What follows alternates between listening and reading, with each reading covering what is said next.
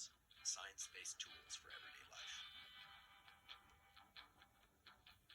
I'm Andrew Huberman, and I'm a professor of neurobiology and ophthalmology at Stanford School of Medicine. To bring out your best, extended, often be by the number podcast is separate from my teaching and research roles at Stanford.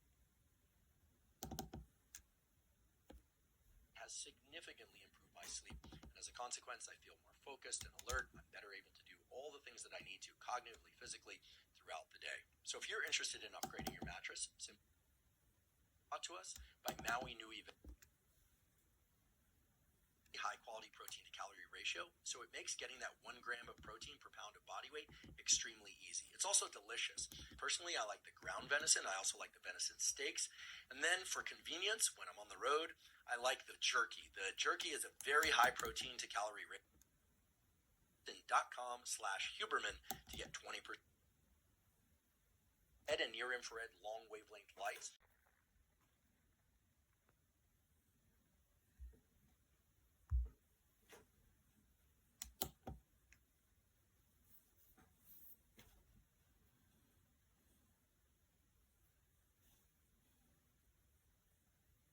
Det kan vara svårt att hänga med i en värld som förändras dagligen.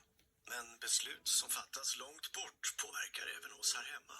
Från de minsta till de största. Våra specialister ger ert företag finansiell rådgivning vid globala transaktioner.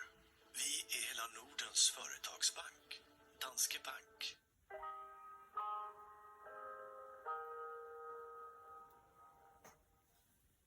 Hey Cal, my question today is very simple.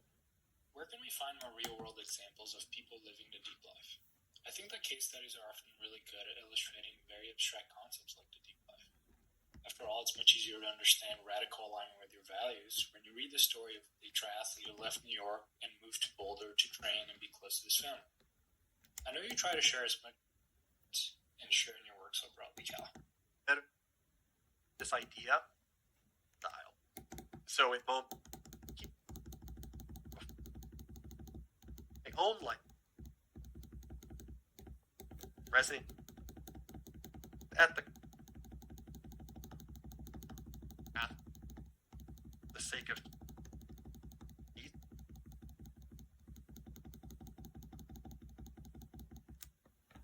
remarkable in the literal sense where people are like, wow, do you know what?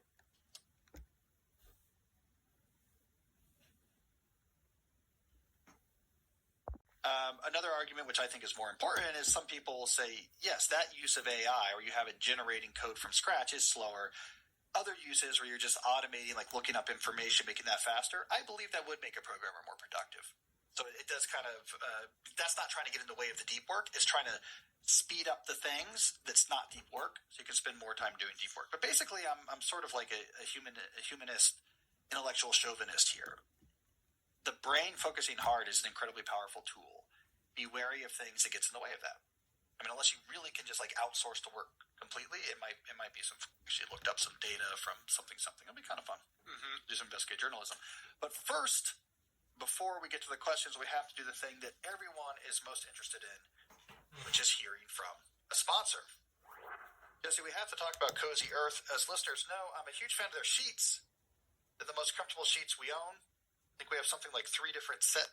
Second question would be, why are you in? I often wear pretty. You got to get people to want. Cozy Earth has a new cover with their everyday pant, made to keep up with yours. Cozy Earth, matter, a professional who can help you understand your own mind. Our spider in the world, BetterHelp can provide access to questions from Sam. I found that using ChatGPT questions can act as project diaries. I now keep multiple chats for projects I'm working on. It enables a shutdown and a place marker for where I need to restart work. Can ChatGPT chats act as single-purpose notebooks for projects? I mean, sure.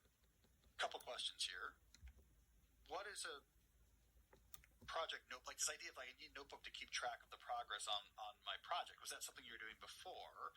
I guess it's useful if you don't know where you left off and you want to have external notes on it. But here's my concern.